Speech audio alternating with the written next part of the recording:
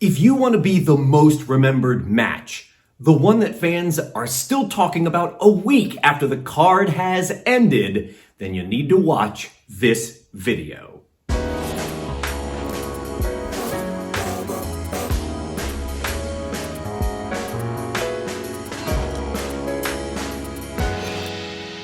I'm Mike Quackenbush, and this is Till We Make It. Throughout my career, I've been very fortunate.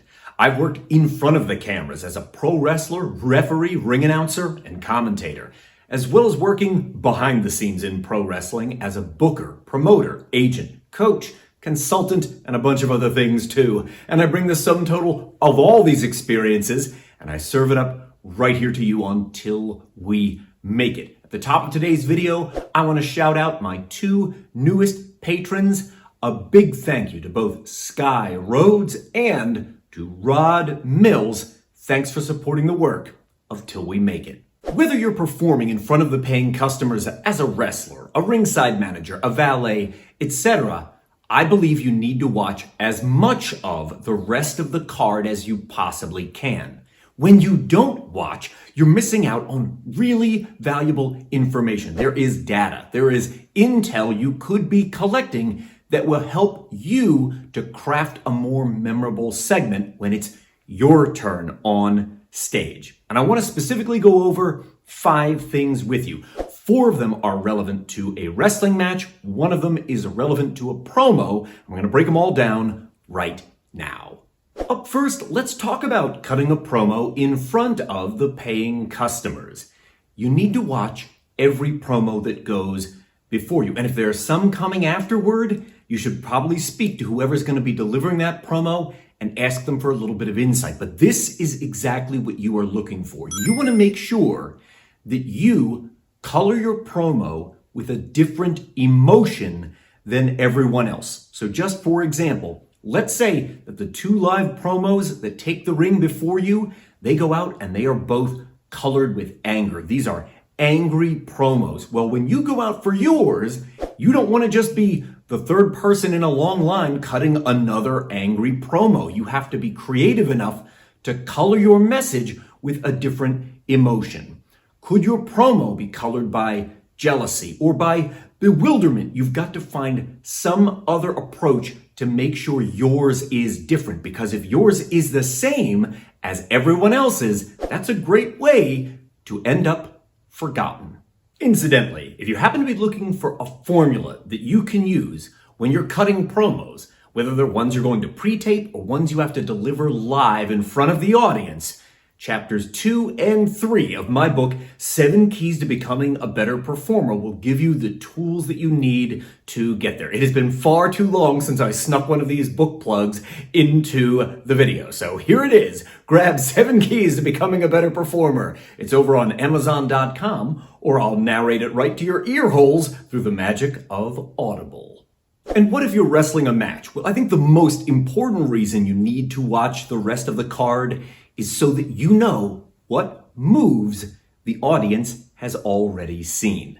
You do not want to be the 11th person on the show throwing a super kick. You do not want to be the 7th person in a row doing a senton as their ground attack. If the whole rest of the card that precedes your match has been nothing but super kicks and sentons galore, you need to cross those off your mental checklist and replace them with fresh material. Because if you're just making more of the same, you're likely to be forgotten.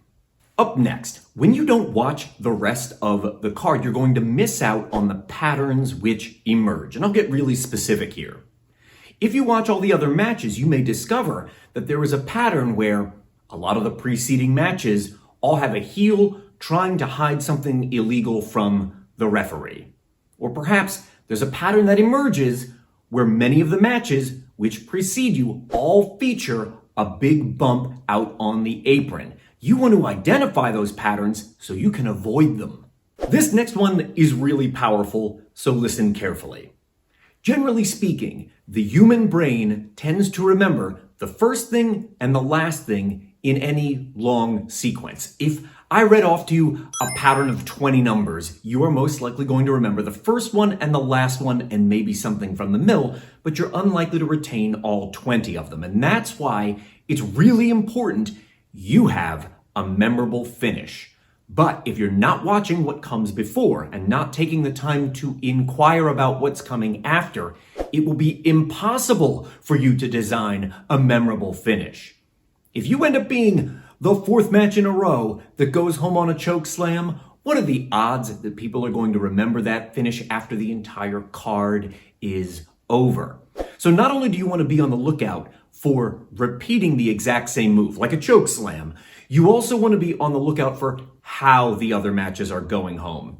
Are these all finishes which emerge as the result of a reversal? Are they all moves, but different moves that happen to come from the top rope? Well, if so, there's a certain repetition to that. In order to craft a finish for your match, which is really memorable, you not only want to pay attention to what the exact finish move is, but also how they are getting there.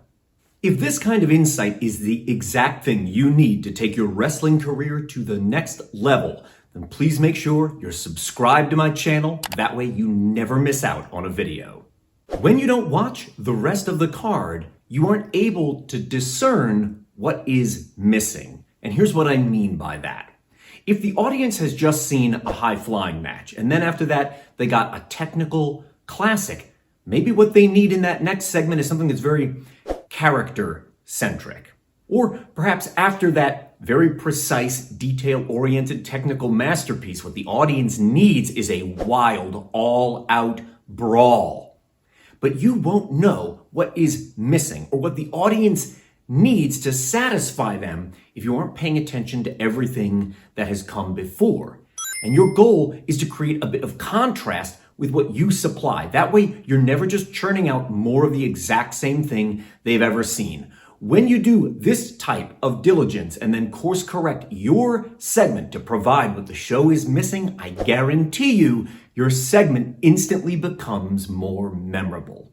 There is so much valuable intel to be gathered by watching as much of the rest of the card as you possibly can.